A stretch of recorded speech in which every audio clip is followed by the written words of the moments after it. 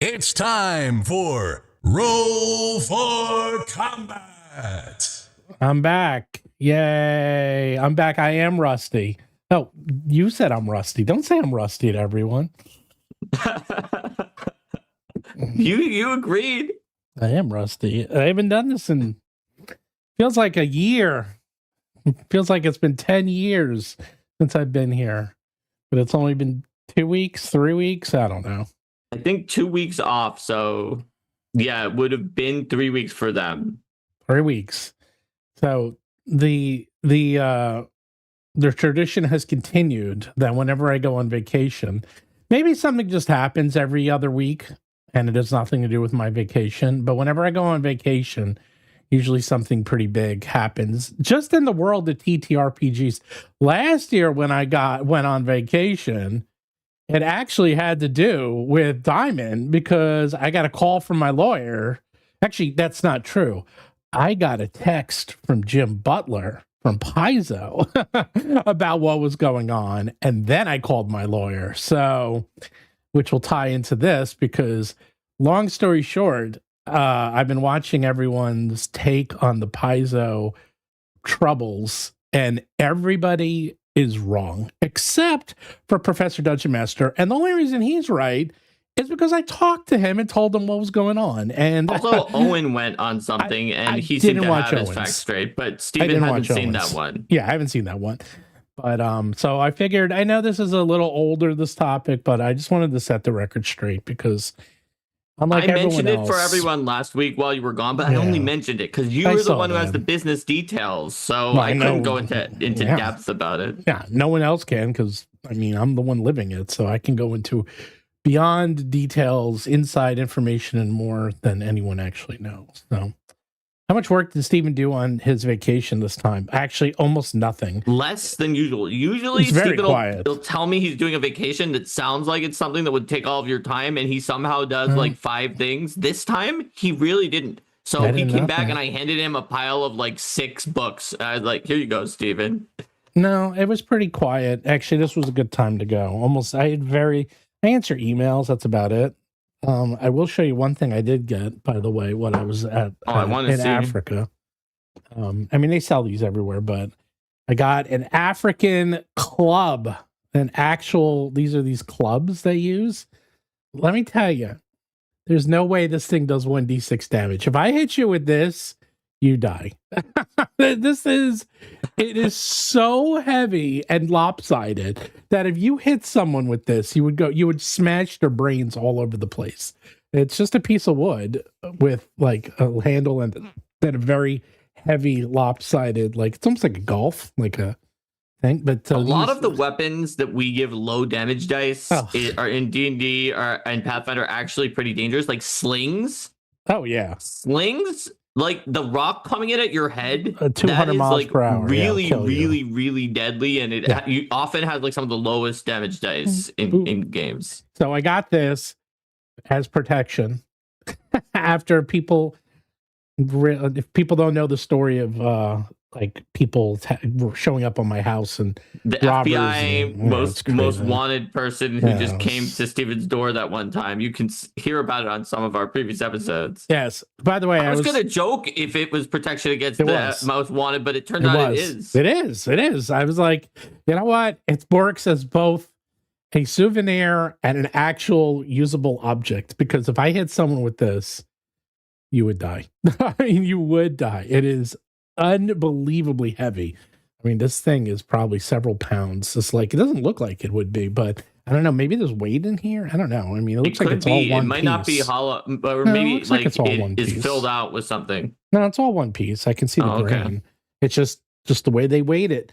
But when I was in Africa and like some of these places I was in, like we were the only people within 300 miles. Like it was like, we're talking remote, like, and yet there was cell service. That was the thing. I was like, we're in the middle of nowhere and there's cell service and it wasn't satellite. I was texting Derek and Derek was like, how the hell do you have cell service? And I'm like, I spoke to the owners. They're like, they just put them everywhere. And because it's so flat in Africa that they just put cell towers everywhere, I guess, because they need them. And they ran out of places to put them, so might as well put them in Africa. But yeah, we'd be the only people in hundreds of miles.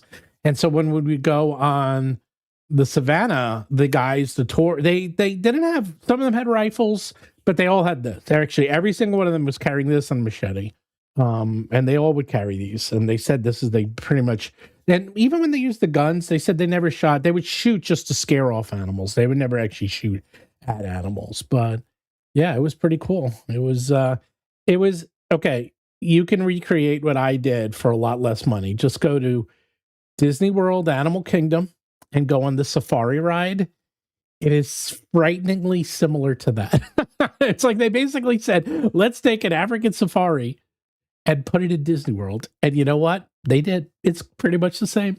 Even the Jeeps and everything. It was like, wow, it's pretty much like Disney World, but a lot more expensive. Anyhow, it was pretty good. So yes, that was I'm back, but then I'm leaving for Origins. I'm leaving Friday morning at like 6 a.m. because I am actually seeing a play tomorrow night. So I will be there Friday, Saturday, and then I come back Sunday. So it's a very quick trip. But last year I didn't go at all because it was my son's graduation. So it seems like every year I have something during Origins. So, and I'll be at NightCon, which is Derek Melenda. That's where he is now. He set up a convention within Origins. So it's a convention within a convention. He's inceptioning. And Steven is going to set up RFC Con within NightCon. Yes. Which will be a convention within a convention within a convention. Oh my God. I should really quickly print a RFC Con 0 or -1 because he has shirts that say NightCon 0 on them, and I should bring one, and Jess will be there, so I should give she Jess can one. also be part of RFC Con -1 because you guys are crashing and trolling there. You're like our con is within your con within your. I think I might have to do that. So quickly you get some t-shirts made. It's cons all the way down. Cons all the way down. Derek would be so mad, and yet he totally respect it. He would respect that. I might have to do that. Actually, I should bring competing shirts because he has shirts, and then I can hand out shirts, and then people will be wearing the RFC Con shirts. I have tons of RFC shirts. I just don't have an RFC. Right. Not an RFC Con. Yes, Con shirt. It's a missing opportunity. Glad I suggested it. Oh, that he will be so bad. That's a good idea. I don't know if I can get a shirt in one day, but I'll see. That's my problem. It'll cost like so much money to get a t-shirt made in a day that it's probably not worth it. Although, maybe. I don't know. Just to see a look on his face, it might be worth it. Anyhow, so I'll be there. I'm actually I'm playing Arcs. That's the whole reason I'm literally going. Yeah, you're there to play Arcs. It's just the campaign mode that you usually don't get to play. No one does. It's actually, this is the funny thing. The campaign was the original game of Arcs. And the game of Arcs that you play is actually was the tutorial. Okay, right. That's giving you an idea. It's not that uncommon that game designers will pull back some of the complexity for the initial release and make it into an expansion when they have playtests or editors or other people and publishers to give them feedback. Yeah, I mean, because the actual game itself, I don't think it's that hard, but if you have analysis paralysis, forget it. It is a terrible game if you're one of those people, because there's so many decisions that branch into millions. It's like chess. I mean, there's so much that you have to think about and think so many moves ahead. And if you are really bad at this, is a terrible game for you. And that's the basic. And then the actual campaign is infinitely worse. Like, it is so much harder. I mean, I just saw it. I was like, ugh. Even I'm like I'll be interesting to see it. And now they just had a campaign. They just had a Kickstarter where there's more. They added even more complexity. So, well, you'll have to let us know on the show how it goes when you do the campaign. Derek will tell us next week. So, and then I put out a preview because this never happens, but next week. So I have made nice with Wizards of the Coast somehow, and we have Wes coming on the show next week, who actually is the lead. He was the lead for this entire book, it looks like. I'm not surprised. He loved horror ever since, like, back when he was at Paizo. Ustalov was the Ravenlofty area of Pathfinder, and he was always doing stuff on that. Like, he and I worked on horror adventures. He wrote some of the best advice for running horror games that went into horror adventures, like a whole big section about like different types of horror and what you should do. Yep. So anyhow, we're going to get Wes on next week, and we're going to discuss Ravenloft, and we'll discuss D&D and all that other stuff. And we should be able to get people regularly on the show going forward from WotC. We're getting, between the fact that a lot of the writers we actually already know. So, I mean, when they said Wes, I'm like, I've met Wes before. I obviously don't know Wells, Mark, and Linda, I mean, but Wes was Linda's first boss at Paizo when she first joined the development team. He left, and then eventually, I think he went to, like, Kingdom Death for a while. Then he went to WotC. So, and I'm sure one day we'll get Amanda, and we'll get it's like half the people on that staff. We'll get Ron one day. Yeah, because Ron's back at WotC now. We'll get half the people we're going to be getting are writers. They either we're friendly with them or they wrote for Roll for Combat at this point. So, because they're all the leads for most of the books. So that's cool. Anyhow, so let's talk about the true story about all this diamond stuff, because I found myself perplexed and I could only speculate about some of these things Diamond was doing, specifically the detail about them being able to try to hold on to the exclusivity clause whilst bankrupt and not doing their part of that contract. And the way that they were able to appeal when the judge said, forget that, that seemed like grossly nasty and almost spiteful. And I couldn't even see that much of what the benefit to them would be for doing it. Hey, man, 15 minutes in and not on topic. How typical. I just came back from 3 weeks. We need a little bit of catch up. All right. A little bit. We're starting to go to the topic. I asked Steven about that because Steven's the business guy. He must know. Was it something where like they could try to sell the asset of the so let me tell you, clause? All right. Let me back up. So back up a bit. But that's my number one. That I want to know. A week and a half ago, WotC announced that they are letting go a few people. Paizo said that they're letting go a few people.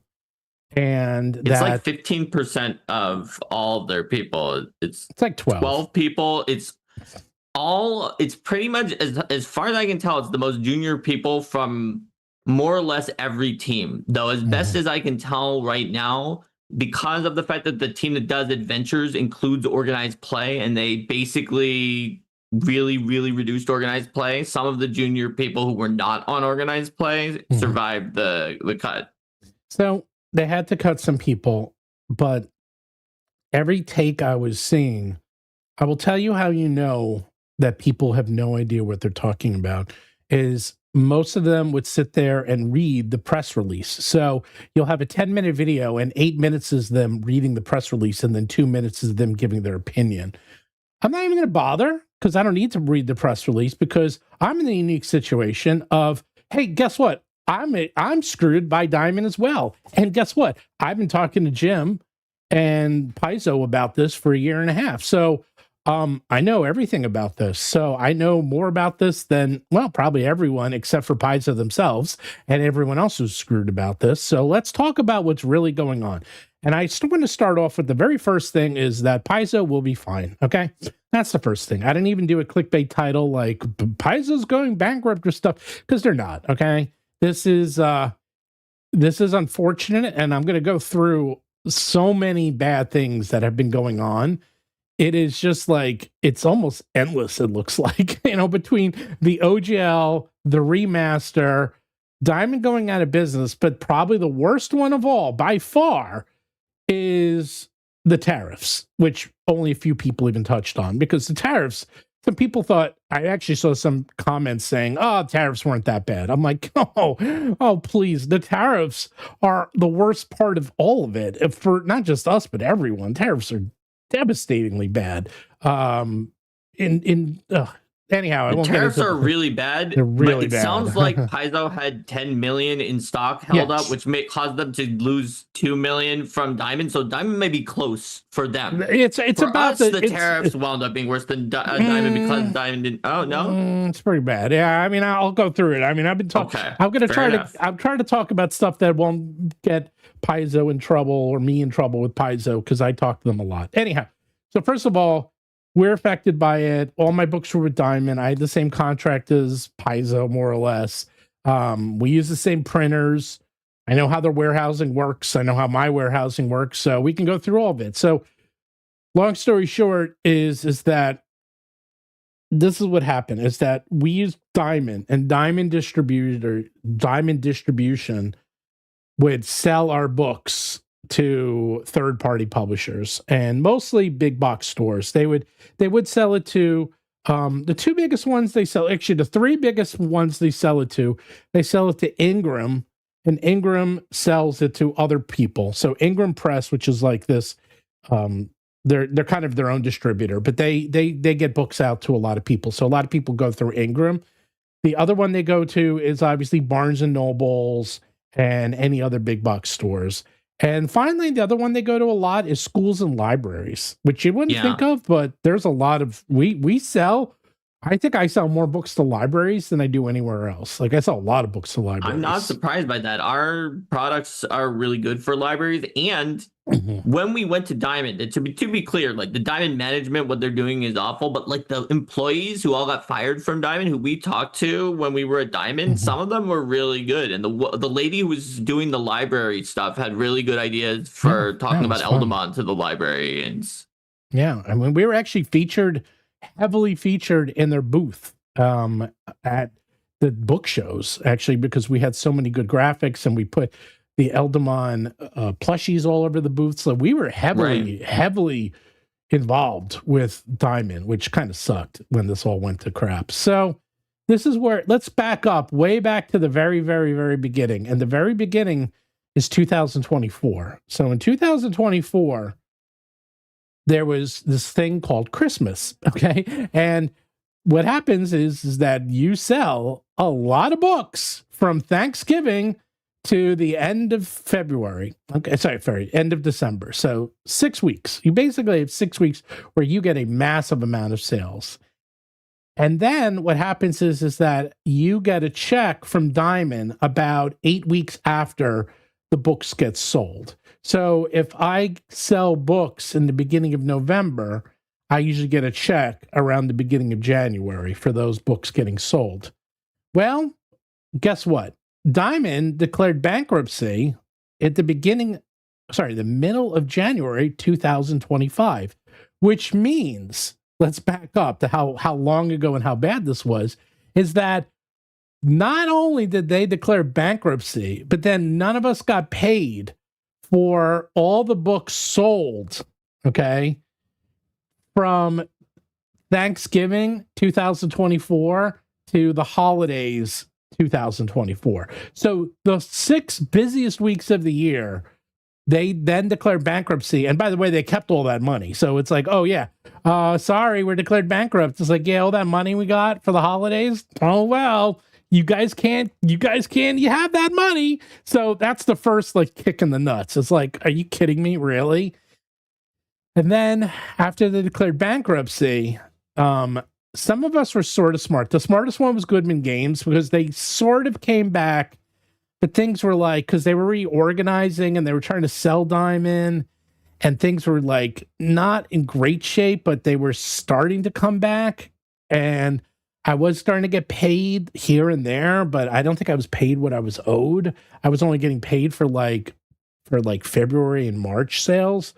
So I was getting some checks, and Goodman Games said, you know what? I don't trust this. And he got all of his books out of storage.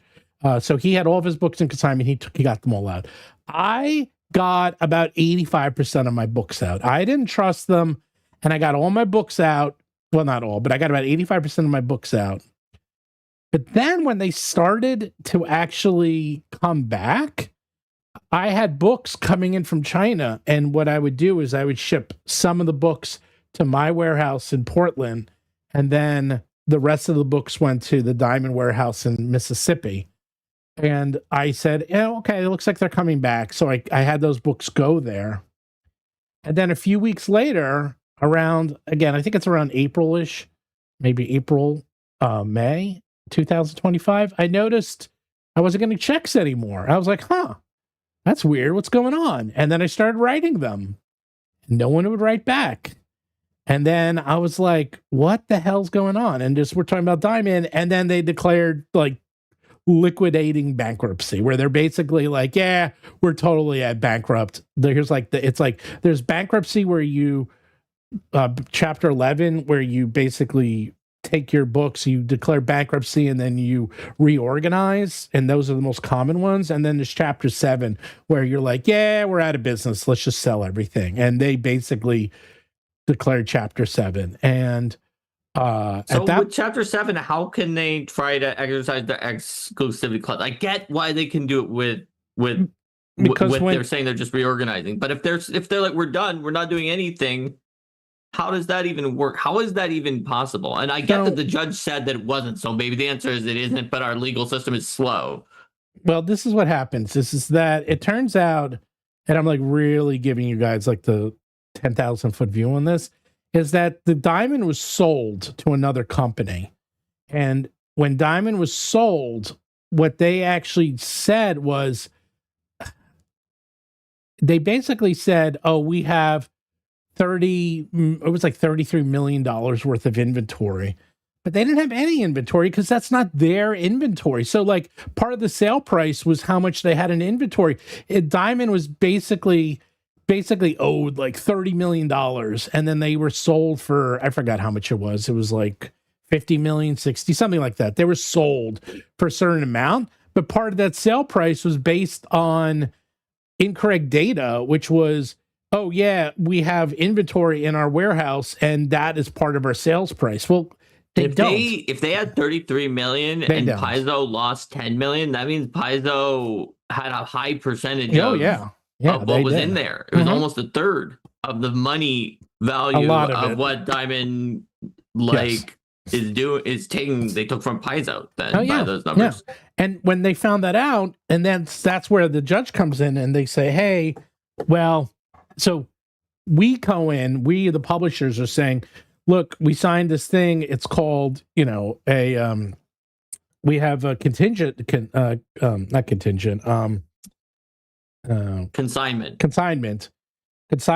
which means is that you hold my books and then you sell them.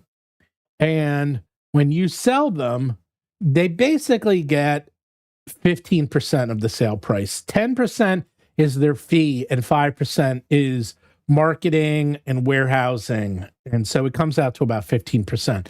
So if I have a book that's $100 and Barnes & Noble buys it, Barnes & Noble will buy it for $50. Diamond keeps $15, so I get $35. So that's how little I get. So if I have a book that's $100, I only get to keep $35. Okay, so that's how they did it. So think about that for a second. Like that's how little money you make when you're selling books. Okay, it's like, and that's why in the press release when they said that 10 million of their inventory was held up, and this caused them to be short by 2 million. That's why, because your margin is low enough that they wouldn't have gotten all 10 million of that anyway. So they got a loophole, and the loophole is that supposedly, and none of us knew this because not a single company did it. Actually, my lawyer knew it, but I didn't do it. It's that, and they yelled at me, because if we ever do this again, you're going to do it. It's that there's a specific piece of paper that you need to file that basically does an inventory of everything that you own. And you have to do it every time you add something to inventory, which is a logistical nightmare, and it can cost a lot of money. It's a UCC, and every single shipment, every single time, you have to spend, I think, like at least $20. And so if you're doing that every week, that's like $1,000 a year, which is, if you're small, eating into that 35% that you got. If it makes you feel any better, no one And I mean no one. And there's some really big companies did not fill out the UCC form. Nobody did. Not a single Literally person. 0 out of 180 or whatever companies that there were actually filled it out. Yep. Nope. No one. So learned my lesson on that one. And so they said, hey, we owe we owe it. You didn't do the paperwork. Now, here's the thing. Do they own it? No. But that's for the courts to decide, as they always say. It's like anyone can sue anyone for any reason. Doesn't mean you'll win, but you can do it. And there's actually weird precedents on this, as my lawyer told me, is that supposedly when Sports Authority went out of business, Sports Authority had the exact same model where all that sporting equipment was on consignment, and then they went out of business. I think the companies that had the sports equipment, they lost. I'm not exactly sure how, but they lost, and Sports Authority got to sell that equipment and keep the money. So again, it's up to the courts to decide. So we have this. So Paizo is in the boat. They have $10 million worth of books sitting there in a warehouse, right? And they can't get them. Okay. No one will write. But first of all, so no one was writing us back. Now, you would write a letter. No one would write you back. Nobody. And they were told not to. They were said, no, you have to go through the lawyer. So no one was talking to anyone. I couldn't get an answer on anything. Nobody. And supposedly they were still in business at that time, but yet they would never, nothing. Like you would just write emails and it would go into the void. Eventually, by October of 2025, now there was a lot of going back and forth. Jim Butler and I were exchanging lots of texts about strategies. There was a lot of different companies that were gathering together. My lawyer was talking to their lawyers. Gamma represented me. And in the end, they came back to me, and it was such a bad deal. Is they basically said, hey, listen, if you want your books back, you need to pay us 15% of what they're worth. So think of it this way. So I'm like, okay, let me get this straight. If I have $10 million worth of books and the most I can make on these books is $3.5 million at most.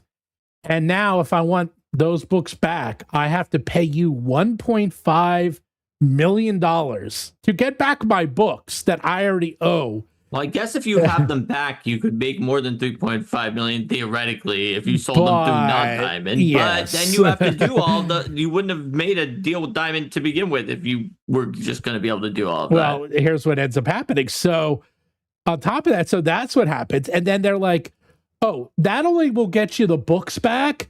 You literally have to go to the warehouse, work with the warehouse, which is a separate company, which is also suing Diamond, because guess what? They have not been paid, and they're owed like $500,000 in warehousing fees, which is great because they might not even be keeping the air conditioning on, which means those books are now like puddles of mush. I'm sure all of our books are destroyed by now. That's the other joke. It's like if the warehouse isn't even keeping that place temperature controlled, like all of our books are destroyed and warped, so they're worthless anyhow. So you would end up having to pay 1.5 million, and you have to go there and you have to get the books, and then you have to ship them back to your warehouse. That's going to be expensive. No, it's hundreds of thousands of dollars. It's incredibly expensive. It's ridiculously expensive to do that. So that was it. That's the deal I got. And actually, I was going to do it. I was only going to do it for some of my books. It was only a few books I was going to go and get, and then we were going to do the road trip and find them somehow. It was few enough books that I can put them into like a trailer, or I can bring them literally to like UPS or FedEx to just ship them to my warehouse like that. I can figure it out. It wasn't that many books that I was getting. But then there's been a million more lawsuits and counter lawsuits and all this stuff, and it's been in limbo ever since. I won't get into the details, but it's going through several judges. It's been passing around, and right now, no one has, the books are still out there. No one has them. No one's getting paid. And we're just waiting for judges to decide who gets to keep the books. Okay. So think of it this way. So Paizo at this point lost all that inventory. Okay. That is a massive blow. They also lost all their distribution channels because guess who was handling their Amazon sales? I forgot that one too. Oh, that's right. Diamond. Diamond was handling all their Amazon sales. So you lost all your Amazon sales. You lost all your big box sales. Basically, all the books that were going to stores was going through Diamond. And that just overnight disappears. So overnight, you lose all of that and you lose all your books. So it's like, wow. Then in April last year, the tariffs get kicked in. So tariffs on books, on gaming products was 0, okay? 0%. And then what did it end up at? Like 45%? So we budget these stuff way ahead of time, okay? So suddenly you're getting a book shipment that's coming into the country and you're expecting to pay nothing. And let's just say that book shipment is for $100,000 worth of books, and you normally pay a 0% tariff. And now suddenly this is what happens. The books show up and you get a bill and say, okay, you owe $45,000. You have 1 week to pay this in cash. You got to send us money like bankers' checks. And if you don't, we destroy your inventory. That's it. Like, that's it. You got a week. I'm like, out of nowhere. So think about what's going on with Paizo. They lose all that inventory. They lose all their distribution channels. And now they have to start paying tariffs, which I was came honestly impressed and surprised that there weren't other like negative repercussions up until now. And I've been very worried that something like this would happen. Well, but that doesn't mean that they're falling apart. It doesn't mean that they don't have a good business model. If anything, it means that what they're doing overall is strong to have been able to last this long before any of these things trickled down and really shook up the business. So, by the way, for those people who said, oh, they should just print in the United States. First of all, you can't. We'll get into it. Second of all, they did. They actually did print in the United States. They printed, no, not Rage of Elements, which is the one they printed. It was Battle Cry. Where's my Battle Cry? I think it was Battle Cry. Here it is, Battle Cry. So Battle Cry, if you look, printed in the US, okay? So Battle Cry, they did try to print this in the United States. It did not go well. They actually had the pulp. At least one. I can't remember if it's one or two. They had to actually destroy an entire press run because it didn't come out right. It ended up being such a bad experience that they decided not to do it again. They tried it once and it did not work because Professor Dungeon Master actually had a good point. He goes, how many people do you know that are going into printing? Like, how many people are printers in the United States or go into printing? Printing is an art. Okay, it is as much an art as it is a science. Like, you really need to know how to like dial in the ink just right. And the few printers that are left in the United States mostly print yearbooks. In fact, that's like the big thing they print is yearbooks and similar products. That's actually where most of these are printed. And not only that, most of these companies are now going to digital, and digital is not the same as litho offset, which is what these are. The quality is not nearly as good. Digital is just, it's cheap, it's easy, it's fast, and it looks it. So yeah, yearbooks and newspapers. Those are the two things that people are printing now, mostly. Which is really big, which is really interesting because when I went into printing, it was one of my majors in college in the 80s, and in the 90s, is that printing was like, I remember we went into printing, they're like, oh, printing, everything's printed. It's like 3% of our GDP. When is printing going to go away? You know, that was like the big thing. It's like printing's never going away. And somehow it did. Like, it actually is going away, which is mind-boggling if you think about it. Like, how is that even possible? But it is. So we have a combination that printing can't be done in the United States. They're paying massive tariffs. They have no inventory. They have no way to distribute their books. And it hits them all at the same time. Okay. So you have all of that. And to fight back, they did a few things. First of all, they updated their website. Now, I know some people have some complaints about the site, But that was a godsend because the site from a back end is 1,000 times better. It allows them to better organize. It allows them to send out reminders to people. It allows them to do better marketing. It also internally allows them to at any time see like how much their sales were, because they couldn't do that before. Their old website was like 20 years old, something insane. Yeah, I have seen some things about the backside of the old website, and I've seen people's complaints about features of the new website, and I'm not saying you're wrong, but the old website was basically bubblegum and shoestrings. It was, if you tried to change or fix anything, it could have rippling, cascading effects. They couldn't add to it easily. And it was just like a very precarious situation. We were sometimes told it's just like, don't go anywhere near any of this stuff that may be related to the website or anything. Only a few people who have been really, really trained can even do that. So like, it is definitely, there are things that they need to iron out, and I'm sure that they will, but it's better to have something that at least they can do that than one that is like so kit bashed. Yeah. And then the other thing someone said about it, so it's tariffs were designed to bring back printing in the US. I won't get into it. That's not what that was the smoke story. That's not true at all. Everything that has to do with printing is all made in China. Like, that's the thing. It's like, where does the paper come from? China. Some comes to the US, but most comes from China. Where does the inks come from? China. Where do the parts come from? China. So, okay, we want to actually bring it back to the US, but everything comes from China. So we're still paying the tariffs. So it's just not possible. Okay. It's, for whatever reason, you can do small digital offset. That actually you can do. Small digital offset is actually very cool, but that is not cheap either. Okay. The way small digital offset is that every time you print something, you pay a fee to the company who gives you the printer. So I won't get into it. The way it's set up is that we will never be able to do competitive large-scale printing in the United States again. All right. It's just, unless we get subsidized from the government or states, it just really isn't going to happen. Small runs and small custom runs and art runs and things like that, that's no problem.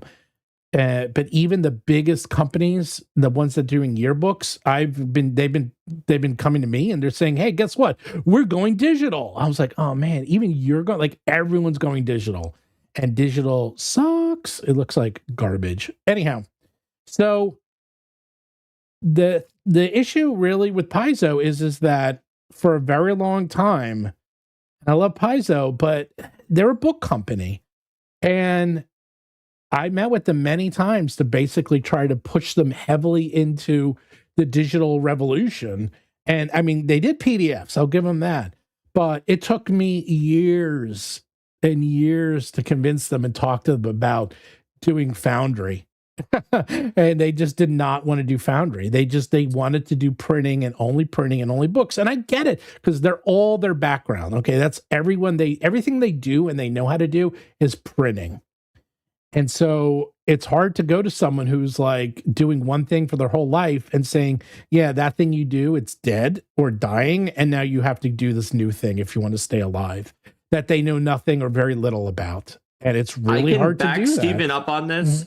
It's easy for someone to claim that they did that, but Stephen actually did. And one way in which, like, I'm friends with other employees who were pushing for more Foundry modules for a while when management wasn't sure about it.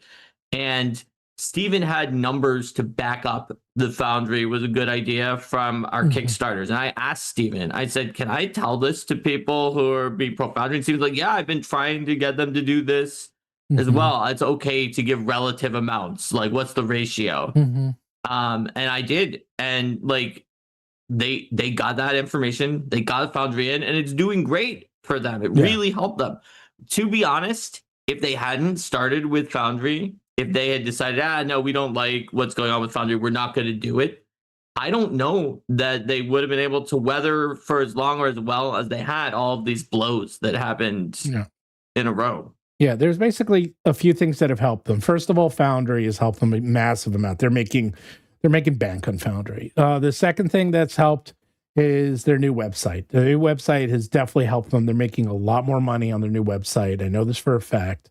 And quite frankly, them going from physical to digital and them getting hit over and over and over again, whether they want to or not, it's like the wake-up call of like, oh man, we love books, but we can't put all of our eggs in this one basket. You know, it's like, I mean, I love books too, but it's just every day, it's just getting harder and harder.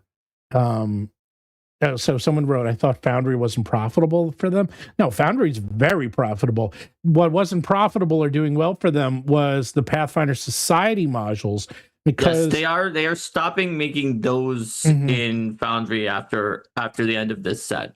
Yeah, because you had to buy, I actually have them, you had to buy, you can't release, the way Foundry works is you have to pay a set amount. You have to pay $1 to $2 per module that's sold.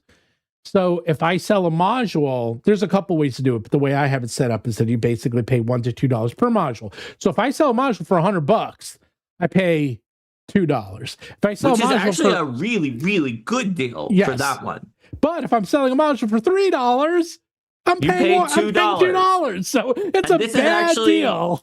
This is actually something that affects us. People ask all the time, hey guys, can you like do like micro modules for Foundry where you like split up your books that have 13 ancestries into 13 tiny books? Yeah. And the answer is unfortunately, because it's going to be $2 per key no matter what we do. Right. It like if we did that, we'd have to charge way, way more than like 7 or 8 just to make it worthwhile.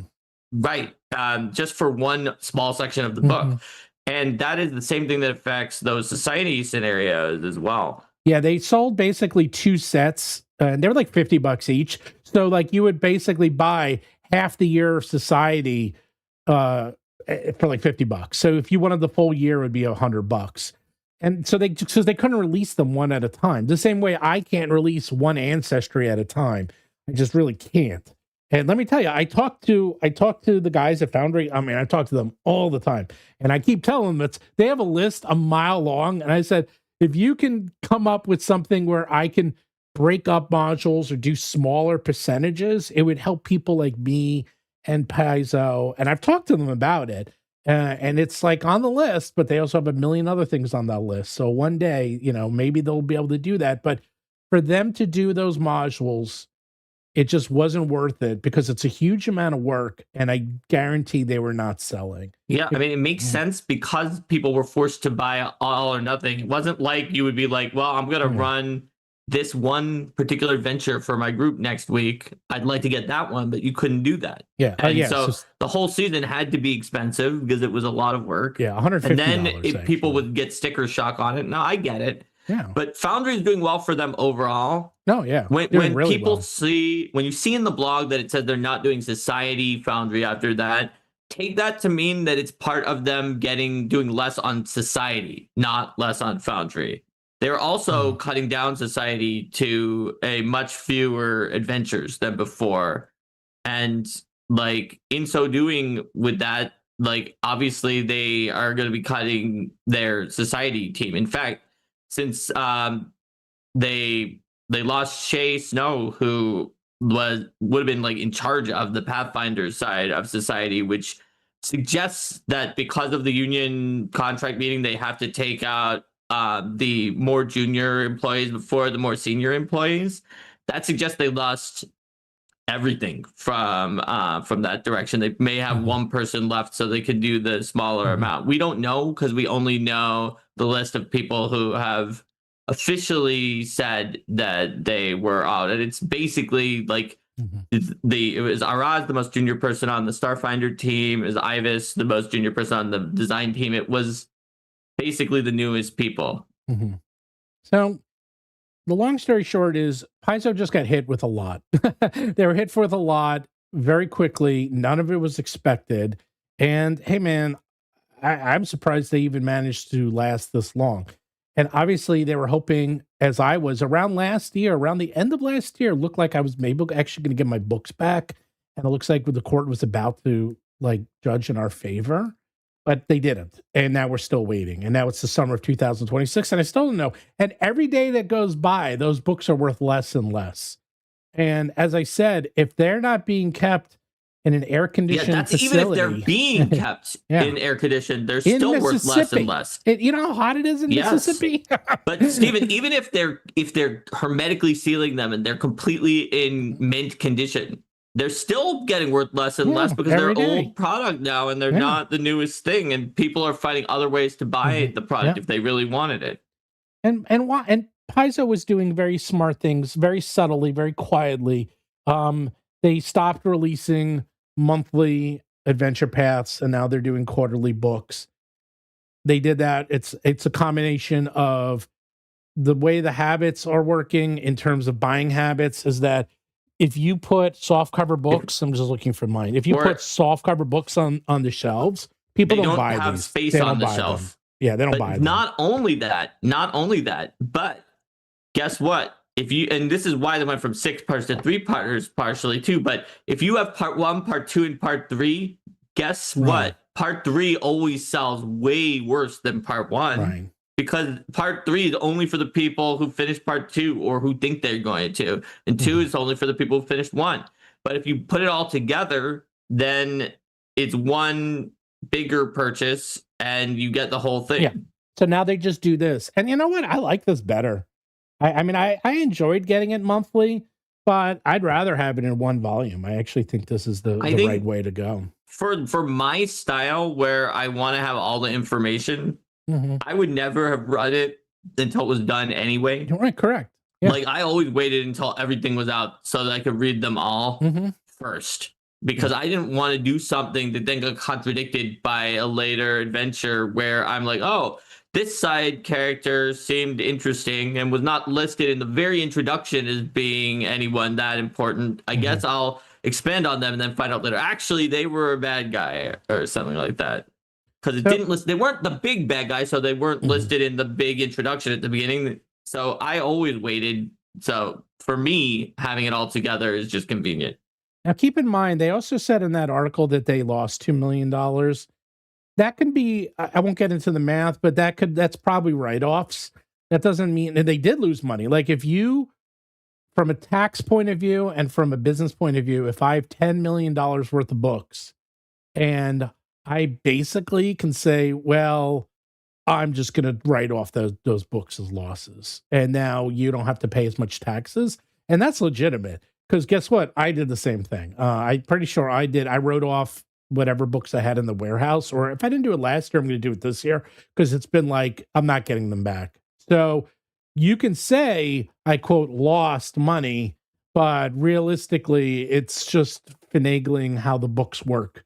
It's the same way that a movie can make $1 billion and no movie in history's ever made money. Ever. Like they just don't make money. It doesn't matter whether they make $1 billion or $10 billion. No movie in Hollywood has ever made money because you could just finagle the books in certain ways. So I'm not saying that Paizo is finagling the books, but they were probably waiting until the last second to actually write down the books and write down lost inventory so that they can, you know, when it was the most opportune time where they felt like they needed to, you know, let some people go because they have a union there, and it all sort of, they chose their moment very carefully. So that's kind of the long short of it. If anyone has any specific questions, you can ask. I've got mine for you, Stephen. Okay. We still haven't answered it, which is what could possibly motivate Diamond? Because there aren't people in real life who are so full of spite and disdain for their fellow human being that they do something like just to be nasty. What could possibly have motivated them to, when Paizo said, look, they're all the way chapter 7, they're donesies. We need to distribute. We need to not be in this exclusivity contract. They don't even basically exist. And a judge said, you're right, go ahead. And then they, while having been in chapter 7, having done nothing else, not responding to anyone, but they did take the time to have their lawyers file an appeal against the judge to say, no, you can't do anything without us. You can't try to find distributors. What motivated them to do that? So you do that. It's leverage. So what they'll do is they'll say, hey, look, if you pay us $1.5 million to buy back your books, we'll also release you from this contract and won't interfere with you. That's why. I see. Yeah, I see. It's entirely. It's they're trying to screw them over to try to threaten them into accepting the the theft of the books essentially, or some kind of other contract. Yeah, I've had that happen. So it actually is entirely like kind of malicious for leverage. Yeah, I had a clause. I had this happen to me. This was about this is a long time ago. It was about 20 plus years ago, where I was working for a company and I was illegally let go. And they argued that I could not do which is like make websites and work in this industry. And they were claiming I couldn't do it on the planet Earth. And my lawyer said, yeah, that's called slavery and it's illegal. And I had to go to court. And so they wouldn't. But they owed me money. So this was it. They literally said, you can't take another job doing what you know how to do, but we don't need to pay you the 2 years of money we owe you on your contract. And I was like, so I can't work and you won't pay me. And that's where my lawyers go, yeah, it's slavery. It's called slavery. And I was like, okay, that's insane. And it was to make me go to court. And we did. And I won by a lot. Actually, we destroyed them in court. Me and Alan, it was delicious.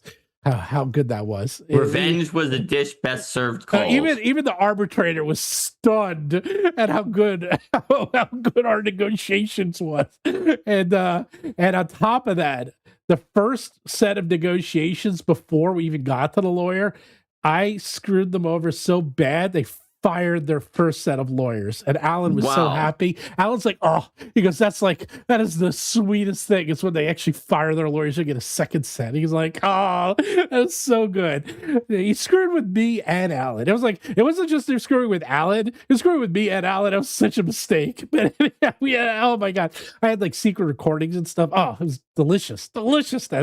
One day I tell you that story. That is a crazy, crazy story. Anyhow, that's why you do it. You do stuff like that because I couldn't work. And actually, it was really depressing. It was actually a very bad time in my life. It was basically like a year and a half. I was sitting in the apartment and couldn't do anything. And for like the first 9 months. It took a year and a half to win in court and get the ability to work again? To do anything. I was at the first year. Holy moly. The first 9 months, I was like, yay, it was so much fun. That is a case, everyone who's watching, that Steven and his lawyer destroyed so badly that the other lawyers got fired the first time and he won completely. And that victory, crushing victory for Steven still took away 1.5 years of his life where he couldn't do anything. Yeah. And hadn't been paid during any of that time. Nope. Not paid. That's what a crushing victory looks like. So everyone here can see that like the legal system when it comes to some of this business stuff is like really messed up. Yeah, it was bad. And they had so much money. The people I was doing this, they had millions. They were just doing this because they were angry. There was no other reason. Like they, in fact, when they eventually then had to pay me what I was owed, it was like, it was like pocket change to them. I mean, and that is unfortunately just the way that's kind of what's happening here. Is that everyone is fighting. And by the way, to make matters worse, the people who get paid first. So let's just say you sell all the books and you do that. It's going to be the bank. Chase Bank, right? No. Nope. The lawyers. The lawyers. Oh, lawyers you're right. get paid first, then the bank. The lawyers get paid before anybody. Oh, and the fees are going to, like, you can look this up. The fees are in the millions. There are millions of dollars of legal fees on this case. Millions. It is so out of control, this case. Ugh. So that's how they do it. Now, Paizo can sell. I know for a fact they can sell direct, and that's something they didn't have set up. And they mentioned that in their press release that they're setting up a direct sales channel. And again, but that takes time, it takes money, it takes effort, it takes people to manage it. It's not like you just do it automatically. I mean, we did that. I mean, I have a direct sales where you can buy from me directly. But it's just a lot of work. So anyhow, I think that Paizo is going to be fine. They're getting smart. They're going heavy into digital, which they just have to do. I hope that they not only are able to move forward, but that they are able to recoup somehow and hire back some of those folks, because they do have the right of return if Paizo is able to get that money back. They're also doing something very smart, is that Omen 13 that they're coming out with. And that's not till next year. The new game, the lighter horror game. Yeah, I mean, for whatever it's worth, putting out a book like this, okay? I mean, this book probably cost like a lot of money to make. $500,000, easily for this book. I mean, people think like, really? I'm like, yeah. Okay. It's like these books are very expensive to make. Now this is WotC, that's why it's $500,000. But for Paizo would pay less than that. Yeah, but for something like this, 150, probably 150, 200,000, between the art and that's how much these things cost. Well, yeah, I mean, how much this costs to make?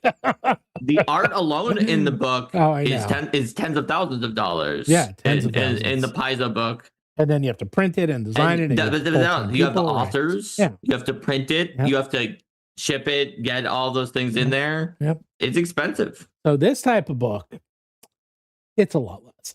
I would say it's way less money, and the way less. Black and white art is black and white art alone. Plus, it doesn't have a picture of every monster. It costs way less. Yep. And on top of that, I know because I was talking to Paizo about this. A lot of the stores are changing their shelves, and their shelves are all going to digest size. And that is because of the combination of manga and, Shadowdark and all. This actually is changing how shelving is set up in these stores, and they prefer it because they're like, wait a second, I can sell this book for $60. I can sell this book for $50. I can sure fit a lot more of these books than these books in there. I think I'm going to sell more of these. I'm going to go for these books. That's what this goes for. I think it's a $50 or $60 for Shadowdark. And it's a tiny book. It's not that big. So that's why they're going towards this digest size, because it's the wave of the future. I think, I wouldn't be surprised everyone's going towards that. I mean, I'm starting to go towards it.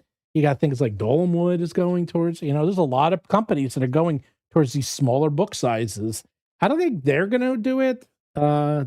They just can't, because their font's too small. Like, to make this into they just can't. This actually, if they do, they're not going to do it. I'm like, I keep thinking, I'm like, nah, they're not going to bother. They don't even care, because they're going so heavy digital now. Oh, by the way, that was something else. A separate side, Renegade Studios just announced that they're making all of their role-playing games for using the D&D 5.5 rules, and they do a lot of like third-party role-playing games for WotC, and people are wondering why they go from the Essence system to 5.5. No, I can tell you why. Because they're going to be on D&D Beyond, baby. Okay, that's an official announcement. I'm willing to bet it that they're going on D&D Beyond, and because it's just easy, it's like that is the wave of the future, and it's just going to be easier for them to take Transformers or My Little Pony or any of their other games that they have, make them work with 5.5, and then put them on D&D Beyond. Honestly, when they started getting all those Hasbro brands, I was a little surprised that they didn't try to make a hack of 5.0 at the time. When they said, but actually it's an in-house system, I was like, that's surprising, given that Hasbro also has a TTRPG system. Not that I'm saying that a 5.0 hack is the best system to tell the stories of G.I. Joe and those other and Transformers and those other properties, but just like from a using the different IPs that you own perspective. And so Jedi Protector wrote something about, I can actually talk to this as well. He digs the alternative cover to the Ravenloft book. I've heard the new Ravenloft book is just patch notes for Van Richter's guide. Well, we'll talk about that next week. I won't get into it. And yes, in some ways, this actually there's a lot of copying and pasting from the previous book put into this and updated.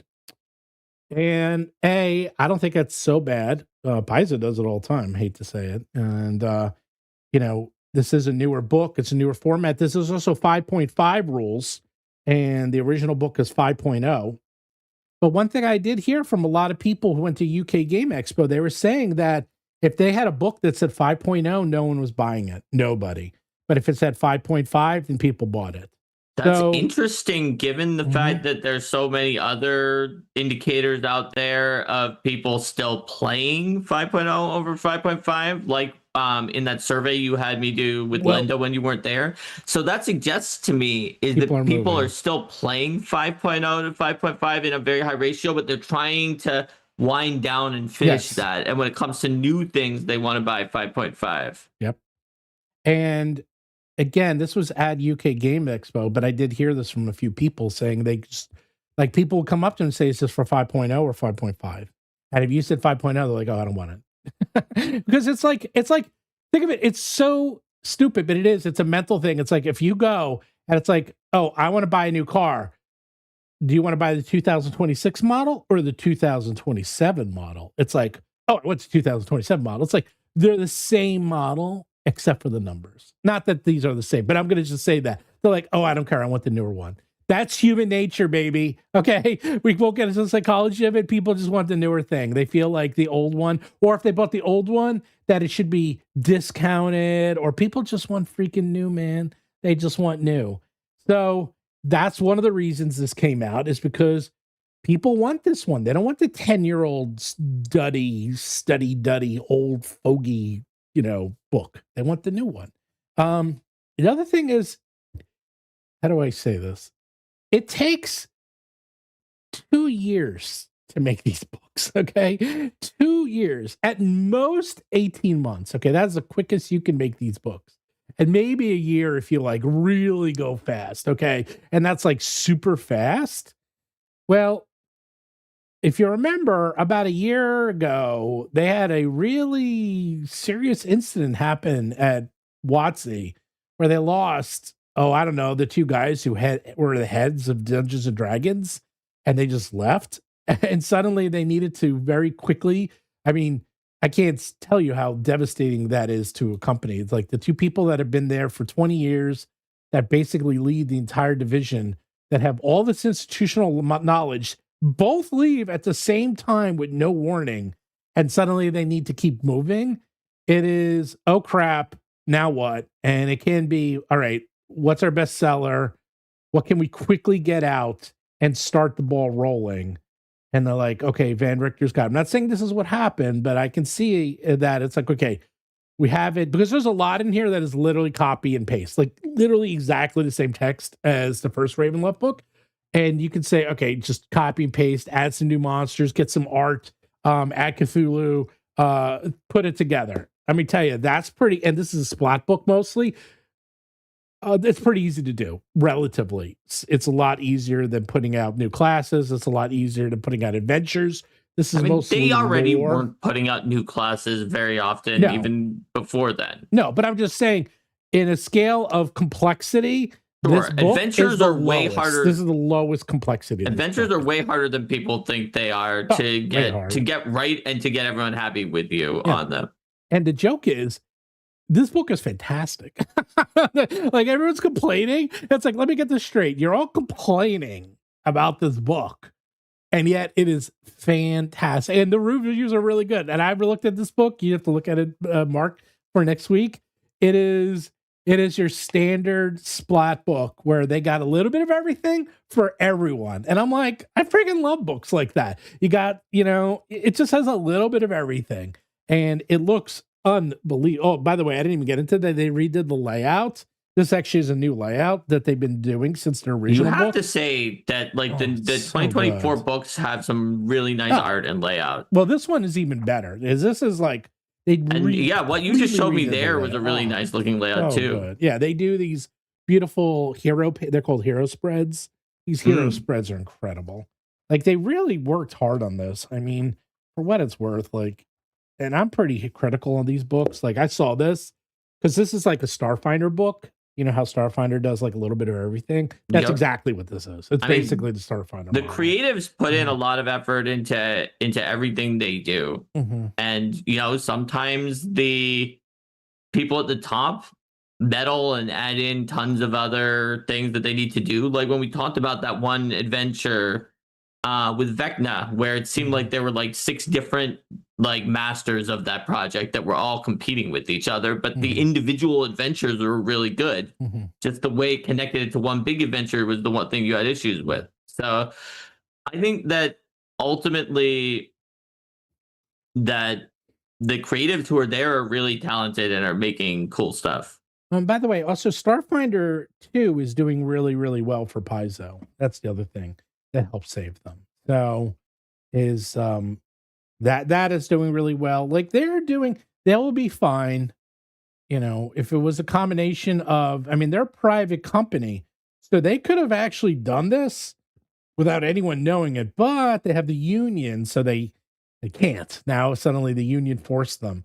Because, you know, if this happened 5 years ago, they could have just fired half the staff and no one would have known. Not that they did. It would have gotten known. Like, yeah, but not like today. Not where they have to put out an official statement. That's correct. But I actually think they might have still done it, even if it had happened before the union. The thing about Paizo, as someone who was at Paizo before you hired me out of Paizo, I was in the union negotiating committee, is that Paizo was a company that where really, even including the management, a lot of them like kind of wanted to do the right thing, but they just like didn't do it. Sometimes because they had a lot of things to do and the right thing was on their list of 30 things and they kept not doing that thing. And so a lot of the support for the union was from people who didn't even necessarily, not everyone there had like malice for the people that were there. They were just like, why won't you listen and do the things that you actually kind of agreed that you wanted to do? Let's have an official voice so that we can get this done. We love this company. We want to work with you. And then the union was accepted voluntarily. So it's a little bit different, and it's an unusual situation where they're on better terms, right? Like the union and the staff members, everything I saw after this, like usually when people get fired, people are mad, but it seemed like that there was a lot of like support within Paizo and understanding of the horrible situation that everyone was in, and that management were backed into a corner rather than like, it didn't seem like people were angry at management at all. They did the best that they could. They tried to save people from being fired. Paizo very rarely fired people, even when things were bad. That's something from even before the union. There were issues, okay? And Paizo definitely, like before the union, would throttle pay sometimes, but they also didn't fire people for those kind of things almost at all. Like Lisa Stevens just took 0 for herself at a time that when they lost Star Wars Insider, that was another one of those bad things, 5 bad things happened in a row. She's like, okay, I'll take nothing. Before we have to fire somebody else. Like that one of the good things about Paizo is they always tried everything before they had to do that, even without the union. Yeah. I mean, that's the thing. It's like a lot of people. And Dustin, who's in the chat from Paizo, said it was very hard for everyone. We were and still are devastated. And it was like sad just looking in on it, knowing these people, knowing how great they were who lost their jobs from all of this, and just being so frustrated at Diamond. Like when they came after me and Steven and the company I'm working at, I was mad because it's the company I was working at, but it's like, okay, you know what? It's business, whatever. But now they're also coming after my friends and there's other people with Paizo, and it made me even angrier with some of the things they're doing there. Yeah. Diamond, Diamond, what they're doing with that negotiation thing, Steven, where they just held on to the exclusivity is so scummy. It is so scummy. It is. I know that stealing books is already scummy, but I like It's really bad, but I see what they're doing there. I don't think they should be able to get away with it, but it makes sense. But like then the thing with the exclusivity seems like it's just trying to destroy these other partners just to intimidate them into some kind of deal. Because they just want money, yeah. And that's the whole point. That's where the lawyers come in. Everyone's always in the good mood and nice to each other until they're not. And yeah, that's why you always have to be on the lookout what you sign. You always have to be careful with your contracts. Yeah. Even if you really like the people you're working with, make sure you have one and make sure it's a solid contract. Yep. It's not so great. What was I going to mention? I don't remember. Okay. Well, there you go. Elthro points out that since the whole company is listed in the last page of the books, people would have found out right away in the next society scenario anyway. And you're right. I mean, that's how I sometimes figure it out, Elf. And I'll be like, oh yeah. Linda will be like, wait, did you know that this person had left? I was like, yeah, I noticed in like the last page of one of these PDFs that their name wasn't on there anymore. Oh, that's what I was going to say. I mean, so what it really comes down to is that these are events out of their control. And this actually, I have a story. I might have mentioned this before because this happened to me. It's that back in 2001, when I was in Manhattan on 17th Street, my office is, I had almost all of my clients, or a lot of them. I had pharmaceutical, but a lot of my clients were financial. And then 9/11 happened. And I literally lost like a third of my clients that day. Not that I'm complaining about 9/11, but like I didn't have the clients anymore. And on top of that, they closed. I mean, I was right on the cusp. 14th Street and below was closed. Like it was just closed in Manhattan. I was on 17th. So I was right by the insanity. And this was going on for a long time. And when I lost a third of my clients, I had to let people go. I remember it was a terrible time. I mean, it was unbelievably stressful. I had to go through it. And I literally sat down. It was me and my vice president. And I had like each person come into my office one at a time. And I'd either talk them telling them what their role would be in the reduced company, or I would have to let them go.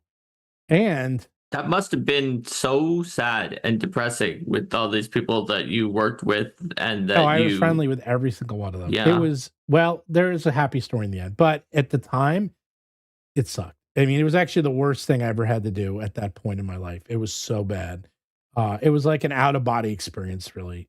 But I did end up hiring back. I eventually sold the company to those people I had to sue. Remember those people I told you earlier?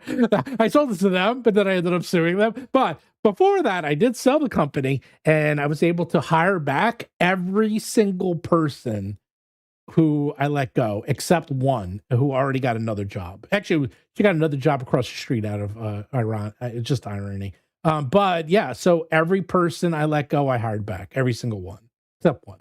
And she was okay with it because she had another job and she was fine with that. So there was a happy ending. And I told everyone that. I hope Paizo will have that too. Yeah. They do have the right of return. Right. And if they can find a way to get the money back and they can get out of this thing, maybe the appeal is quashed for the exclusivity. Like I'm hopeful that at least some of those people will be able to make it back too, like yours did. Yeah. I mean, that's basically what happened, is that things turned around. And then the first thing I did, because it's actually, from my point of view, it was better to rehire them. And I'd rather have them work because they already know everything. They have all the institutional knowledge. They know how to work there. They know everybody. Like, you know, I'd rather them come back, and none of them had hard feelings. And if anything, everyone was so happy to come back. They it just made the company stronger because they realized, wow, Steve really does care about these people, you know. And even the one person who didn't come back, I was still very friendly with in the end. So, you know, again, these are not things that people are doing, like sitting there crackling their lips like, ha ha ha ha. You know, I'm like, no, these are hard decisions that no one wants to do. and they only do it. I'm sure that the people on the management team at Paizo lost tons of sleep and like just had a horrible time with this, just like the staff members did too. Yeah, it's not like faceless corporate suits like you might have it at like all the way up at Hasbro or something like that, where they're disconnected from the people on the various teams that are actually making things. Yeah, like there are deep connections between these people at Paizo, even from upper management. So anyhow, I think in the end, Paizo will be fine. They're going through, it's a real rough time, but they're doing the smart things. They have reduced the number of books they're putting out. They're going more heavily into digital and online. They're moving with the times and putting out a new type of product that will be leaner, meaner, faster, cheaper to make. So what you can do if you want to support is find any kind of information from the staff members who lost their job. Like some of them might need a job, freelance work. I believe that like Cheston, the artist who was on the art team, put out calls for like people to give like artwork. That is, so if you want art done, you can support any of these people from Paizo. And if you want to support Paizo themselves, try to buy from their site so that they get more of a cut. Because although if you don't buy from their site, there's a possibility that I guess some of this is connected to Diamond's weird stolen stuff. Although if that's in the warehouse and it's not being released, maybe not. No. Anything you buy from Paizo comes from Paizo's warehouse, and they get all the money. If you buy from Paizo, but what if they try to find Paizo books at Barnes and Noble at this point? Nope, doesn't go to them. They have a different distribution. None of that would go to. I'm not 100% sure. What about Diamond's exclusivity? How are Paizo distributing to Barnes and Noble? They were before I heard about that, so I'm not. But then sure. I see that's what made Diamond mad and then stopped them. Perhaps I haven't spoken to them since that. I don't know the exact deal, but they did have, and they were getting their books into. But keep in mind, if you go to a gaming store and you see Paizo books and you buy those are definitely coming from Paizo. So yeah, and. You know, at this point, I mean, Barnes & Noble is a big buyer, but they're not everything. Actually, Ingram is bigger. Ingram is bigger than Barnes & Noble. And Amazon. Amazon's the biggest of all. And they lost. So are all the Paizo books listed on Amazon now the money going to Paizo, or are some of them still going to Diamond? I can't answer that. I would think that it's all going back to Paizo. Okay, so Steven doesn't know for sure. Consider getting it from Paizo so that you'll be sure. But you know what? If you can't, get it from where you can. And I mean, I just have subscriptions. I have like 5 subscriptions. Oh, yeah, for sure. But just like if you're on the fence and you're thinking about it, or if you're one of our viewers who doesn't usually buy anything from Paizo because you're more of a Shadowdark or OSR or a 5e person, think about the fact that there are some things you could buy from them. They have really good like dry erase and wet erase maps that you can get that will be good for multiple types of games that you can get from Paizo. Paizo makes like flip mats and map packs. If you're a Foundry person but just not a Pathfinder person, some of those token packs with all the monsters in them are really good art and tokens that you could find a good use for in your favorite game. So there are things that you can buy that would be able to help show that you support a company that's trying to do right by its people as much as it can when Diamond is screwing them over, even if you're like, I don't want to play Pathfinder or Starfinder, and I don't want to give it a shot and look at it either. Pathfinder is so good. And Dustin points out that they now have their new printable minis at Printables too, which we had Thirsty on to talk about that. Absolutely a very good point. If you're a minis person, you should check that out. I would you guys got to play Starfinder is, if I had more time, I would play more Starfinder. I might actually even like Starfinder more than Pathfinder. I don't know. It's hard to say, but Starfinder Starfinder is so goofy and silly and fun. That's the thing about Starfinder. It is just, it's like Pathfinder still is like, it's serious with a side of goofy. But when I play Starfinder, it's like, it's goofy with the side of serious. It's the other way around. It's like, it is almost like, it's like goofy on its sleeve. It's just such a silly really game. With Pathfinder, there's some people who want to put in stuff like that you like, but there's also a number of people who are like, well, no, because this is more serious of a brand, so you have to not do that. Yeah. Whereas in Starfinder, there's not You're playing a space walrus. Space Come on, walrus, man. right? I was thinking of that. In Starfinder, there's not that sort of gatekeeping safeguard of no, wait a minute, this is a more serious brand, and so you get all the marvelously out there stuff. That really I just really love that stuff. You get the Skidamanders, you get the Space Walrus, you get the Vesk. The Vesk and Skidamanders are so funny. That's like my favorite. It's because they're like the Vesk rule the Skidamanders, and the Skidamanders don't seem to know or care. Like the Vesk are like, we're in charge of you. You're like, yeah, whatever. La da da da. They're just like goofing out, like no, we own your planet. You work for us. They're like dee dee dee dee dee. They don't care. I'm like, oh my god, it's there's like Abbott and Costello, those guys. It's really also fun. they just released I think like a cover art for a Starfinder free RPG Day thing. Yes, I saw. Did you see it? Yes. Rescue on Rascal by Linda Raxel by Linda Zayas Palmer. I wonder if you knew about it. I still haven't gotten involved. Man, free RPG Day. 1 year I might. Hard. It's hard really because of the logistics of when you need to send it. It's really when hard. I was back at Paizo, it was always crazy when we talked about when the free RPG Day thing needed to be done compared to when free RPG Day actually was. It was by when Steven talks about how books have to be so far in advance of printing. He's right, but the free RPG Day has to be even more in advance than any of that. Yeah, you have to. Actually, I was trying to, they write me. They're like, oh, do you want to do next year's? Like, we need it now. I'm like, come on, really? It's like, you need to get 5,000 books to their warehouse in like January or February, I think, at the latest. And I'm like, okay, that means I need to print them. That means we have to write it now, print it now, to get it to their warehouse. It's like a 6-month delay. So you basically, to get something free RPG Day, you need to work a year and a half in advance. It is a lot of work. And you have to give them like 5,000 copies. And 5,000 copies, that's not like a few. Yeah, that's like $20,000. I mean, that's like a lot of money, man.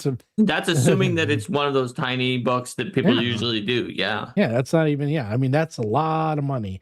That's why I was thinking about it. And that's not counting the fact that that's only to make them, to print them. Yeah. That's not counting that you put art and words into that book. That's just to print them. That is then given out for free as well. So it's definitely expensive to be in free RPG Day. Yeah. It's cool to be in it, but it's very logistically difficult. Yeah, I was thinking about it, and then I saw how much work and time and effort, and I'm like, maybe not. It's like it's a lot of work. We already have enough. We have way too much happening. I was like, I don't know if it's worth it. I mean, maybe. I don't know. I'm trying to put our effort into things like April Fool's content, things like that. Yeah, April Fool's is our version of free RPG Day. We always do some free thing on April Fool's. I don't even have one for next year. I gotta think of something. Well, every time you come up with some weird idea for it, I write it down, and then you get shocked that you had come up with it the next time. But this is one of the few times that I don't have one written down that you said. That was one of my favorites. I loved Immortals. Yeah, I saw a comment from a reviewer on Immortals that said that it may be one of the best offerings that we put out for that. So good. Well, because because it's not just good. I like when we come out with things that solve an actual problem in the game. And it can be used as a joke, or it can be used dead serious. But the king is by far Dungeon, because I know so many people. I probably know more people that have played a dungeon than have played a human at this point. Everyone, really? I know so many people who played dungeons. There's no way. At this point, Steve, not including my whole life, if I say since Dungeons has been released, yes, definitely that's true. That way more. That so many people. That's crazy. You must not have talked to like almost anyone except for the people who are our fans. Well, except for our fans, but everyone. But think of it this way: of all the things we put out, every one of these games, they seem to have a dungeon and a dragon in it. It's like, but I don't hear people necessarily saying they're playing a Minotaur. Like that I never hear, so there you go. That's fair. I just don't. Like, I hear people playing slimes, I hear people playing mimics. I don't think I've ever heard someone play Minotaur, for better or for worse. I think that guy might have it where he's just saying that people don't brag about the fact that they played a human. They just don't say anything, but they will always bring up their dungeon because it's so weird. You're 100% right. But the joke is, like in my game, so in our game, in Jewel the Indigo Isle, I told them they can't play human, elf, none of those. And they really wanted to play a human. So to get around that, one character is playing a dungeon. It looks with like a human avatar, right? And then the other one is playing a living spell with a human. Looks vaguely human. Right, that looks like a human. I was like, all right. And then you know what? Given the fact that one of our adventure antagonists is a living spell that looks kind of like a human and is in the Indigo Isles, I think we can accept that one of your players is. Yeah, and then we have Chris is playing a dragon. He's playing a sea dragon. And then we have Jason is playing Zottle. So he's the only one who really went out there. He's playing... dragon's pretty out there. Yeah, it's still a dragon. He's the only one that's playing a Indigo Isle specific ancestry instead of another Battlezoo ancestry. Because I was like, I'll play an indigo dragon or one of the wild dragons. He's like, I'm playing a sea dragon. I'm like, all right, you play sea dragon. It's fine. It's kind of close. But sea dragons are cool. Lunar dragons are still my favorite because they think that everything that happens on this planet is like a telenovela or something. And that they're just watching it and they're watching their favorite characters. I told you my favorite. I don't remember which one that was. I think was it the Indigo Dragon that just went out to throw up parties? Well, Indigo, all the wild dragons I like. I love the Indigo Dragon. I love the Vermilion because that they're always telling big wild stories. Man, that's like me. I'm like that one in the adventure. They are kind of like you. That one in the adventure is really great. I do like Vermilion dragons are very cool. They're probably one of the coolest. I mean, they're all cool. Everyone's cool. Maybe it's Crystal I really liked. I forgot. I haven't read the lore on them in a while. Crystals are the ones that they're like good, but they also are very like into their beautiful appearances, and they have Crystal. Like all these mirror surfaces in their layers. Yeah, no, it wasn't Crystal. Oh well, there was one that if you don't take the wild dragons that I really liked. So anyhow. But was it a misfit dragon? I love misfits. I love the misfit dragons. I like all the dragons. That's the problem. I couldn't really play one. There's too many awesome dragons. Too many. I know. Actually, if I had to choose from my own books, I don't know what I would play. I don't even know. They're all so good. Well, since you were also in that game when we did it that one time on some small channel, when I did play a lunar dragon who was I do like constantly shipping the different Golarian NPCs that were there. It's like, oh, whoa, it's Winsel Starborn and Lord Ulthun. I wonder if they're going to get together. I would definitely try that out. So does anyone have any other questions about this Paizo thing? I think we covered it. I mean, it was a little rambling, but I think you get the idea. The idea is basically Paizo was screwed 10 different ways. It's not mismanagement. It's not any statement that there's a problem with the books or the content. Yeah. The fact that they managed to make it through the 4 times they got screwed and only the 5th knife in the back finally managed to make them stumble, it means that they were doing pretty well otherwise. Yeah, I mean, and this is affecting a lot of people. These tariffs are real. I mean, I know a lot of companies that are just getting destroyed by them. I mean, like one of Linda and I really love the board game Spirit Island. It's a cooperative board game. It's really, really fun. The company that makes that, Greater Than Games, they had to shutter all new games because they were hit by the tariffs, and that's it. Yeah. I mean, and that's the thing. It's like these tariffs, they'll just get passed on. Okay. Oh, first of all, no, the country does not pay the tariffs. I pay the tariffs. Okay. You pay the tariffs. Basically, that's how it works, is that I get a bill and then I have to pay it. And then by me paying it means we got to raise prices because, I can't just pay that out of the good of my heart. It's like, and everyone has to do it. The situation with the tariffs and the Supreme Court shut it down. Yeah, it was shut down, but they're still fighting it. And they're just adding new tariffs every day. And it's the old, well, we're going to just add new tariffs and we're going to keep collecting money until someone tells us not to. And then it takes another year to go through the courts. And then they say... The courts take a long time. Yeah, we talked about when Steven crushed into the ground his opponents, they still stole a year and a half of his life where he wasn't even allowed to work anywhere on planet Earth. Yeah. And courts are slow. Yeah, the courts are very slow. Even if you win big. Mm-hmm. And that's the thing. And then they can drag their heels. So like you can get a tariff. I'd have to pay the tariff and I might get the money back. I might not get the money back for 5 years. So, and by then, who knows? It's like, and you can't assume that. You can't assume that you're going to get the money back. It's the Supreme Court struck down the one tariff, but now they're coming up with new tariffs. So one of the tariffs they came up with is like any country that has forced labor, they're putting tariffs on. Well, that's every country literally on planet Earth has forced labor. And if you think the United States doesn't, you forgot prisons at that point. Prison, right. Yeah. You think prisoners? Actually, we're one of the worst in the world, okay, when it comes to forced labor, because prisoners, they work for pennies. And that counts. Okay. That actually counts as forced labor.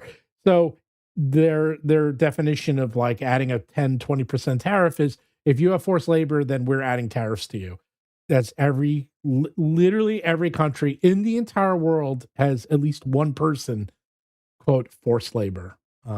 So, and then there'd be anything else. Like they'll say, oh, fentanyl, 10% tariff. They're just making stuff up. So. And then they're like, oh, but those are illegal. You can't do that. And then they're like, oh, okay, I guess we'll pay back that money that we already collected from you. Maybe if you go through the courts and then sue us to get the money back, and then you still got to win that. It's like, oh my God. That's what happened to me. It's like I had a contract for that company that they owed me X amount of money, and then they illegally fired me.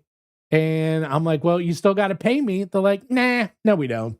Oh, and you can't work anywhere in the world, by the way. So we don't have to pay you, and you can't get a new job. And if you get a new job, then we don't need to pay you because you're making more money. Actually, my lawyer said that. He goes, they were so stupid and so petty that if they actually said, you know what, you can get a job, they probably could have won or at least gotten most of their money back, because then the court could have said, well, yeah, they owed you X amount of money, but you got a job, so you weren't like destitute. So they're only going to pay you the difference between how much they owed you and how much money you made. But they were so petty that they're like, nah, we're not going to pay you and you can't get a job. So the court's like, all right, you owe them all, you owe him everything. It's like you owe him what was in the contract, and they lost. So give you an idea. That's how crazy people are. So, someone said, oh, I don't think there's a lot of fentanyl coming in from Japan. If there even 1 gram is coming in, then that's enough. It doesn't matter. It doesn't matter. It's like you could say, oh, this this the forced labor thing. It's like every country in the world. Some of these countries, if you see the list, there's actually a list. You can look at a government website that has a list of. It's a worldwide website. Lists all the countries and their forced labor. Some of these countries have like 10 or 20 people. Like it's so low, it's in single or double digits, and they're still getting tariffed because that counts. So anyhow, what I'm learning now is that being friends with lawyers is an essential strategy from now on. Did I mention my best friend is a lawyer?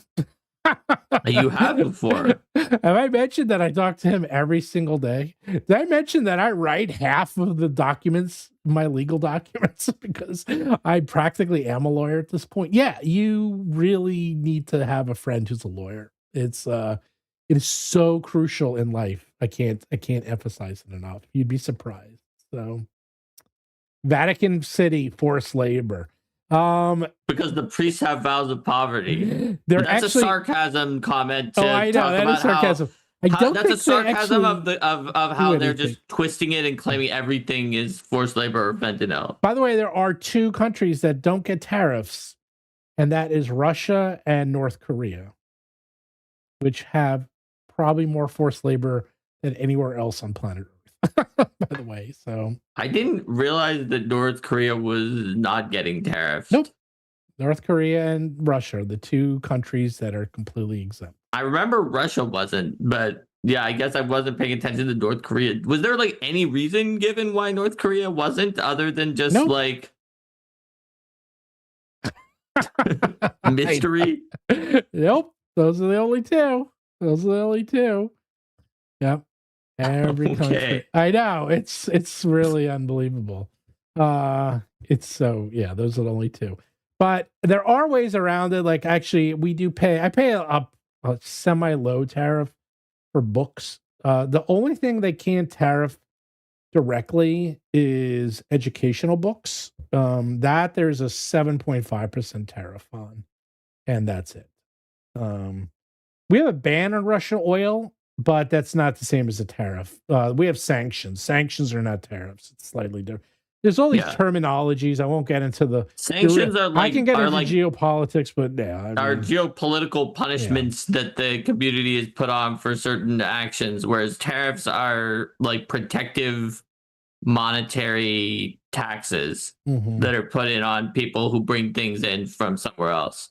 Yeah, and tariffs actually can be used effectively in very, very specific ways. No, they can. Like, look, I don't know enough about economics to say whether or not the tariff that was actually originally designed could have been effective or not. All I can tell you is that they had the guy who actually came up with this tariff go on to like the news to talk about it, and he was like, if they'd done it like I said, it would have worked. But they didn't do even remotely what I said, and the implementation was scattershot, and it was too soon, and it was just not going to work. I actually will give you an example of a tariff that does work. Is it's garlic. So garlic. Yeah. So garlic was made primarily in the United States, and that's like one of the few things that we just grow here and we import from here. It's actually pretty big. It's a pretty big product grown here. Well, China decided to take over the garlic industry, and they started to mass produce garlic. And not only were they mass producing garlic, but they were selling it at a massive loss. And this is like what you call loss leader, where they basically were sending garlic to the United States for free to just corner the market, to try to destroy everybody else's ability to make garlic. And then if they get the monopoly on garlic, then they can charge anything they want. And it kind of worked, because there used to be lots of garlic companies, and I think there's only like 4 left in the United States. The garlic, not only that, but they were bleaching it. So garlic, if you look at natural garlic, is actually dirty and brown, and it's kind of gross looking. But do you ever see those really pretty bright white garlics that they show, like, hanging in Italian stores and in like grocery stores? That's bleached. And actually, the not natural garlic is not all white. It's actually doesn't look as good. It doesn't taste as good either. But they were selling lesser quality garlic for almost nothing. So that's where tariffs come in. It's like, okay, if you're going to flood the market with substandard garlic for nothing, then we're going to tariff it to protect American garlic farmers. And that is a very good use of tariffs, to make it so that they aren't, they being the Chinese government is subsidizing garlic to make it take over the world market by making it basically free. And that is how tariffs can be used in an effective manner. But just throwing tariffs on things, saying, okay, here's 45% tariff on everything, bring manufacturing back here, like, yeah, that's not how it works. You have to coordinate with local governments. You have to coordinate giving grants and have manufacturing and teaching positions so that you teach people how to, like, you can't just say, okay, everyone start learning how to do printing. It's like, from who, where, and how, because no one knows how to do it. It's like lost knowledge. You can't just do it. So you actually have to have government programs to teach people like how to do printing, and have grants so you can buy presses and set up. Printing is ridiculously expensive. I actually took it was one of my majors in college, and it is so expensive because the amount of space you need for a printing plant is acres and acres and acres. They have to be in very specific locations. They have to be near rail, they have to be near road, and they have to be near water. That's why so many printing plants are actually in Pittsburgh, because they're actually that makes near all sense. three. I was thinking when you said those 3 requirements, I was like, Pittsburgh kind of that's meets Pittsburgh. those for the whole steel. And actually, a lot are in Pennsylvania and upstate New York, because they hit all those requirements.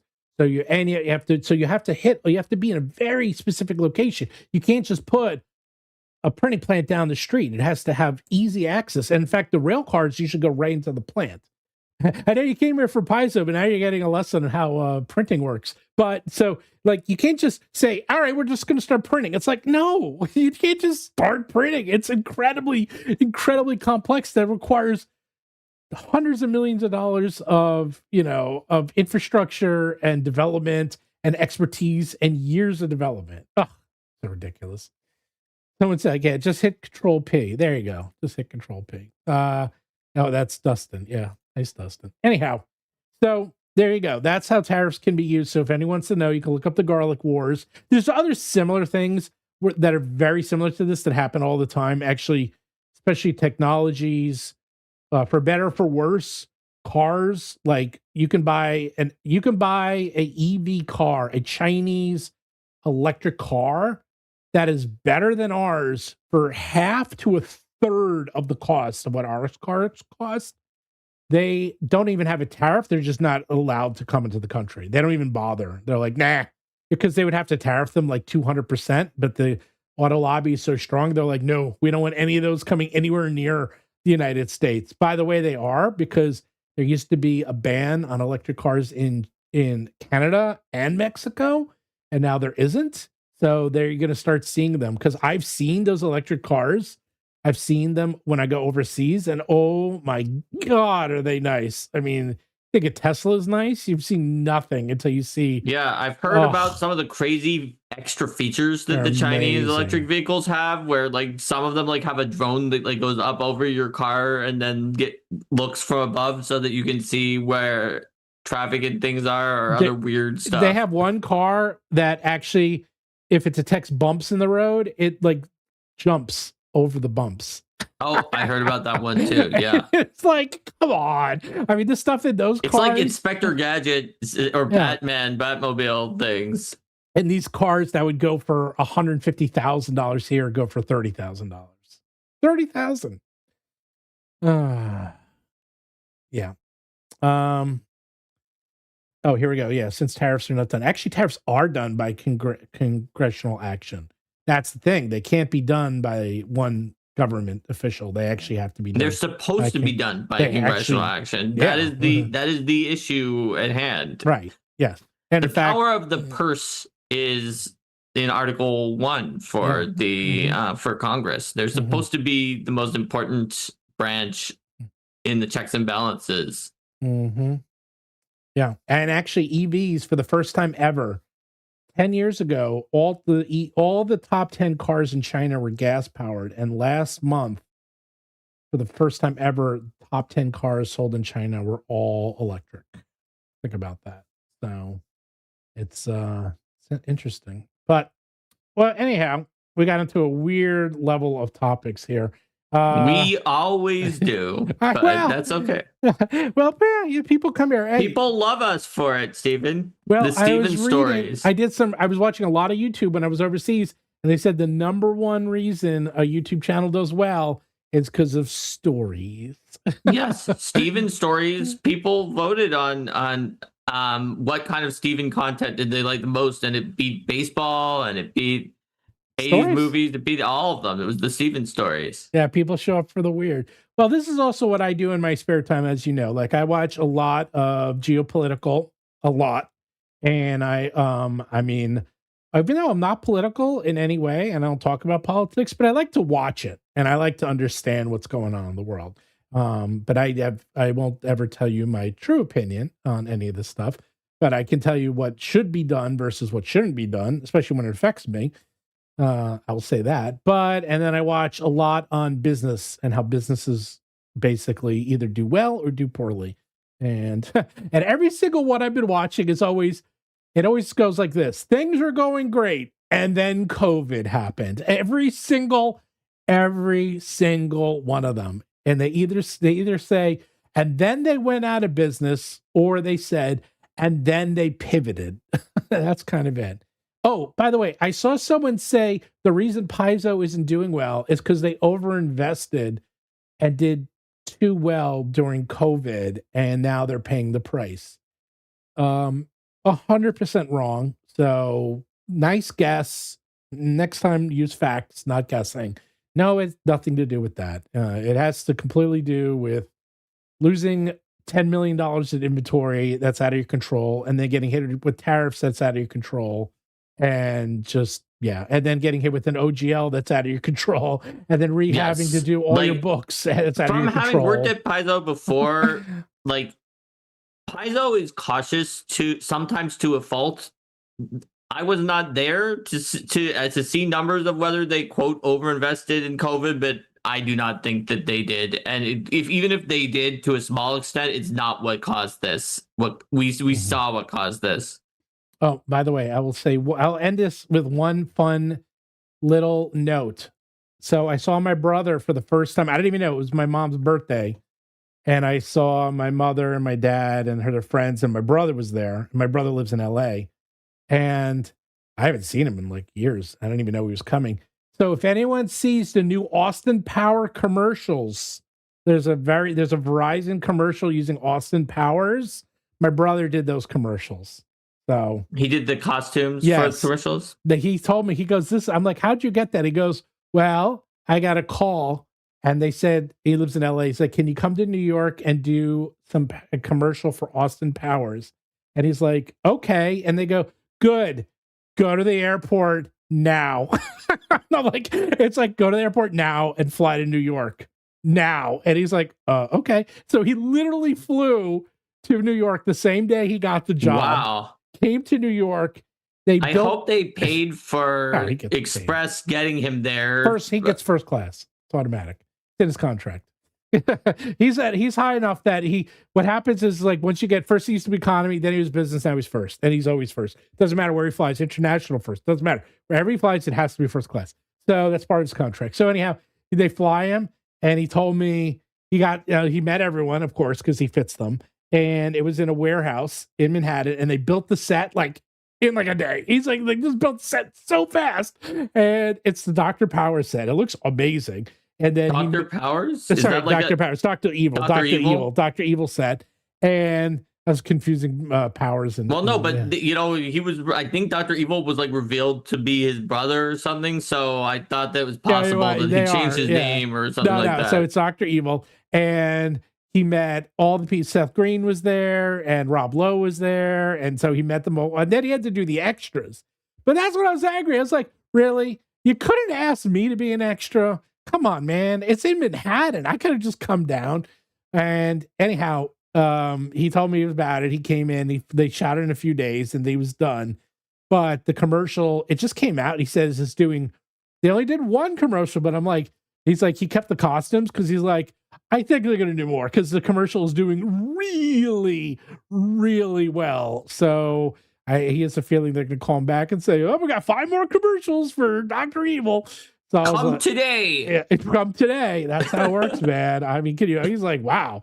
It's like, I was like, I don't know what I was more angry about. It's like, you did the commercial, you didn't tell me, and you were in New York, and you didn't tell me, and you could have had me as an extra, and you didn't tell me? Come on, man.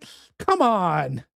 Maybe you can be an extra if they do 5 more. Well, now I'm going to tell. Now I'm going to yell at him. I'm like, dude, I don't need to be a featured extra. Is someone who you see who talks or walks in, because there's extra that comes in with like money guns And I'm like, okay, I don't need to be that guy, but there's someone in the background just sitting on the computer. Let me be that guy. Let me be that guy. Okay, can I be that guy? I just want to be in it. I don't even care about the pay or anything. I just want to be in it. Okay.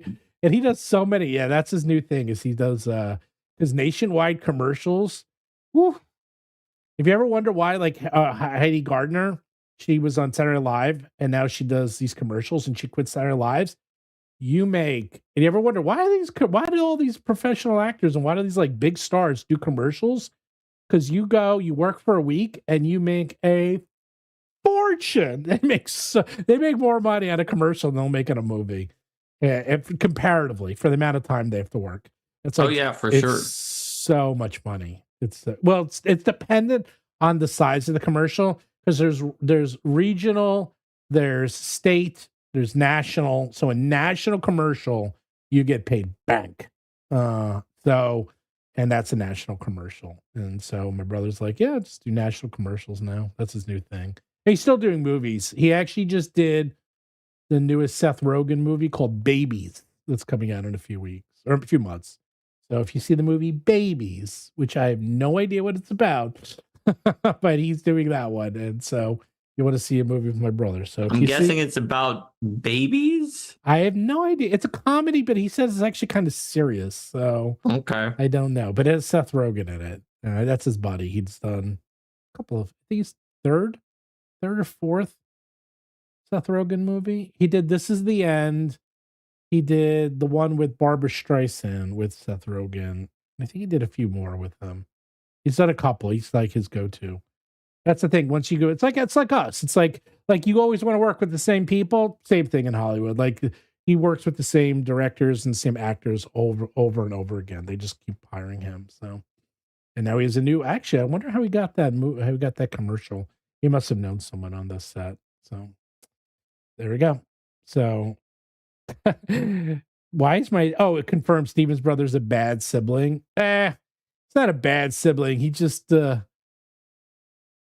he never invites me. He never invites me to be on the set. Maybe he thinks you're not cool enough to. The thing is when I worked at when I worked on MTV, I let him. Did you invite him when you on I did. MTV? I invited him to get on set. Did that help him network with people that later helped him? No, but I still got to go on set. He was still on live TV. I let him come on the set. When I worked in Hollywood, I let him come on set and go on TV. But he doesn't let me. That's my alternative life where I also could have been in television and film. I didn't like it though. I started, it's really tough, man. It's brutal.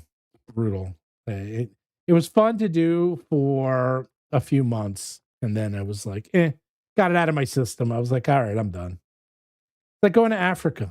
I went to Africa, got it out of my system. It's done. It's actually for like my kids because we went horseback riding and camel riding. And I'm like, would you guys ever do that again? They're like, yeah, it was great. We did it once. We'll never do it again. I was like, all right. Well, I'm not going to get discovered and become a massive movie star. I told you, I just want to be an extra. That's all I want. I just can sit on the set. And being an extra is boring. You just sit there now you have a cell phone, so it's not so bad. But like in the old days, you just sit there and like people would just read books or play Game Boys. I remember that. Because there's nothing to do. It's like you're sitting there for 8 hours waiting for them to set up and you can't leave because they need you there just whenever they're ready because they can be ready in 5 minutes or they can be ready in 5 hours. So you got to sit there and you got to wait until the camera's all set up and they're like, okay, action. And then they go. Where in Africa did I go? I went to Kenya. That's where I went. I went to Nairobi. Which park did you go to? Went to Kenya. I went to Nairobi and Kenya. And then I went to some of the national parks. I forgot. Did you go to Masai Mara? Yes, we went to Masai Mara. That was the last one we went to. Masai Mara. Oh, here's the thing about Africa they never tell you, or you see the plains. First of all, I felt like I was playing a video game. Now, if I never played a video game before, this would probably be more impressive. But I was like, wow, this looks just like Red Dead Redemption. Like, or like, wow, this looks just like Legend of Zelda. Like, because you're running around. I'm like, it looks exactly the same. It really does. I know it's a petty thing to say, but it's true. But I'll tell you one thing they don't have in those games is the plains are absolutely covered in animal crap, which of course they would be, but they are covered in shit. Like we get out of the Jeep and you'd be like, wow, everywhere you look, there's crap. There's just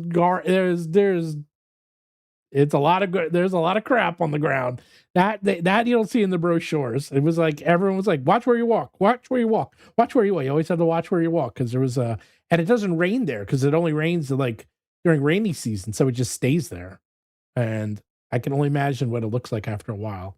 But yeah, that's the one. That's the one downside you don't hear about in the brochures, but it wasn't so bad. Yeah, that's why you wear boots. That is true. You had to wear good footwear when you went. I'd see people wearing flip-flops. I'm like, really? Dude, you better be wearing boots or at least some really strong sneakers or sneakers you're going to be throwing out when you're done because you always had to be watching where you were walking everywhere you go. Just like New York City.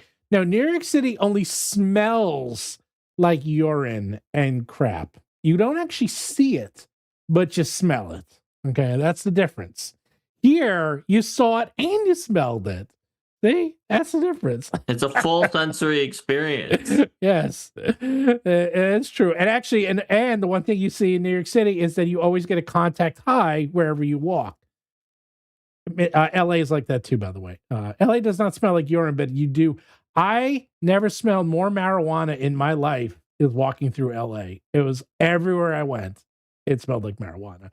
In New York, it's only pockets. It's like every so often you smell some marijuana. Last night I was in Manhattan. I smelled some, but like only one batch out of the like a couple. I probably walked about 10 blocks. So one batch per 10 blocks. That's about average. In LA, it was like 1-2 batches per block easily. Just like, I don't know what's going on there. Yeah, LA contact high. I haven't been to Vegas since it's been legal, but I imagine Vegas is probably even worse. I imagine Vegas is just like, if you actually get a pocket of air that's not reefer, you'd be like, oh, wow, what's that? Fresh air? I haven't smelled that yet. That and in the casino, the only two areas you'd ever smell something that doesn't smell like marijuana. So anyhow, how was your week while I was gone, Mark? 2 weeks. Oh, I mean, while you were gone, I was working on so many different books. That's why when you came back, I had like 5 or 6 books that I just dumped on you. I know. And I have no time. It was like, there were things happening. There's some stuff going on and some stuff that I'm going to have to deal with at the end of this week. But it was mostly quiet. And so I got a lot done. Yeah, well, that's what happens when I'm not around. It gets quiet. Although, now we got to get ready because, it's coming up in 3.5 weeks is Deathbringer. Got to work on that. I'm working on that. I am working on that. It's a lot of work. That is a lot Absolutely. of work. Oh, too much work. But it is coming along. We're starting to. I got to start putting together the backer kit page. As my least favorite thing in the entire world is putting together that page. But once I get started, it's not so bad. But yeah, oof. I remember you told me that last time. You were able to do it quickly once you got started. It was better, but the getting started, you never want to. Yeah, well, it's just because it's not like writing it's not even like writing a book. It's like where do you start? Do you start with the page? Right. Do you start with the layout? Do you start with the story? Do you start with the tiers? Yeah, I got actually the tiers worked down. There's going to be some crazy. This one has the craziest tiers we've ever done, and yeah, you'll see this one. Here, I can show a sneak preview. So you guys wait until the very end. All right, you want to see one of the things we're doing? Are you ready? So remember back in the 80s when people would wear jackets and they would have Metallica on the back of their jean jackets?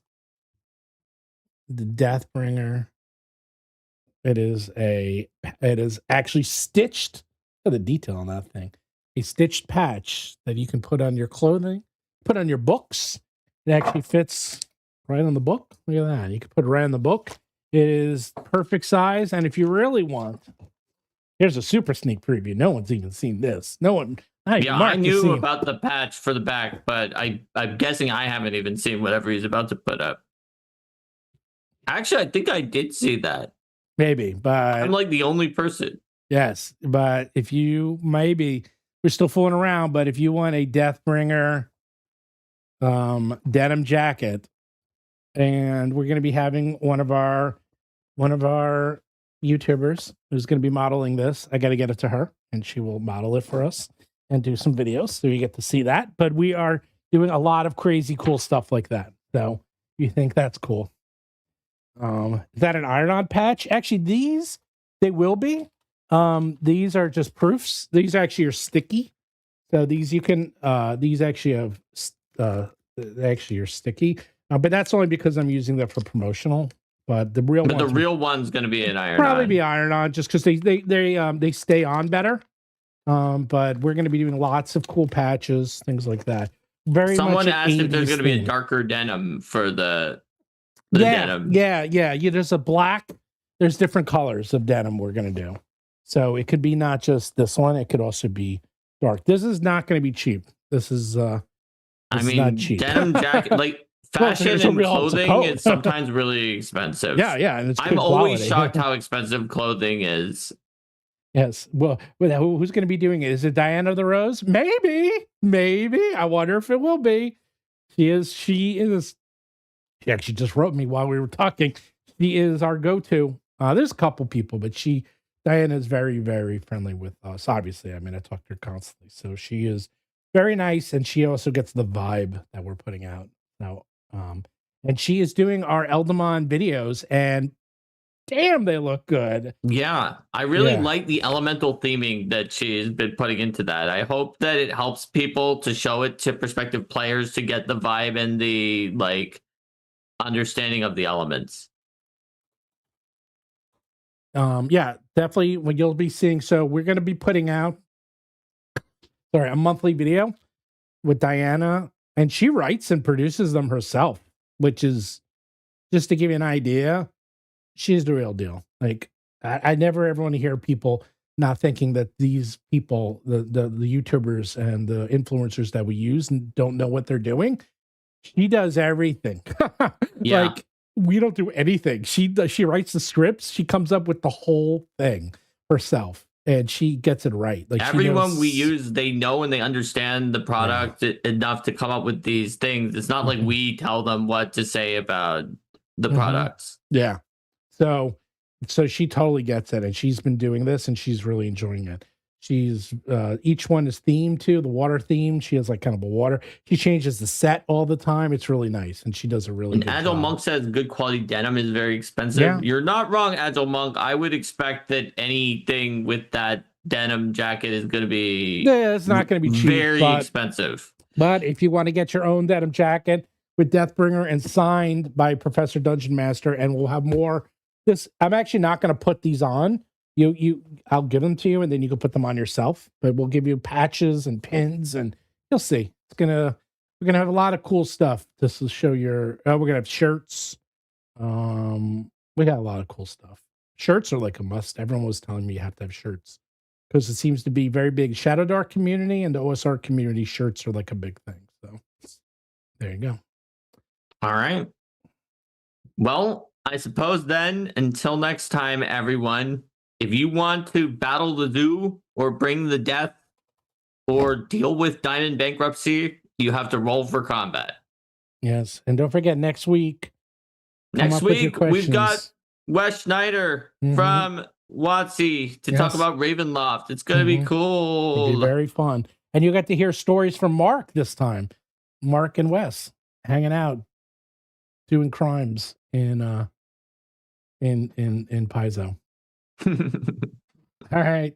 See you guys. Take care.